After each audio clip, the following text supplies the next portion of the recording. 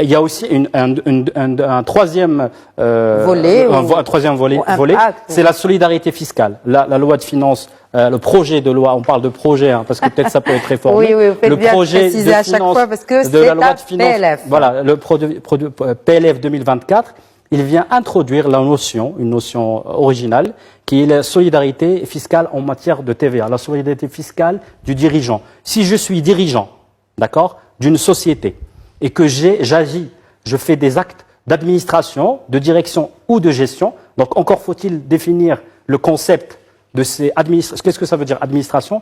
Qu'est-ce que ça veut dire direction? Qu'est-ce que ça veut dire gestion? Indirectement ou directement, je deviens solidaire de l'entité pour laquelle je travaille vis-à-vis de la TVA, c'est-à-dire que l'administration fiscale, elle peut venir me chercher pour payer la TVA et les majorations et les pénalités afférentes. D'accord. Ça pose un problème d'un point de vue pratique. Qu'est-ce que ça veut dire direction? Qu'est-ce que ça veut dire gestion? Qu'est-ce que ça veut dire administration? Ça d'une part. Directement, indirectement, ça veut dire, ça sous-entend que moi je suis conseiller d'une entreprise et si eux, ils ne déclarent pas, je peux être demain poursuivi parce que par l'administration fiscale, ils vont dire oui, mais en fait, vous faites de l'administration, de la direction, de la gestion. Indirectement, du coup, vous allez payer la TVA pour votre client. Okay. Voilà. Bon. Ça d'une part. D'autre part, ça pose aussi des problèmes juridiques.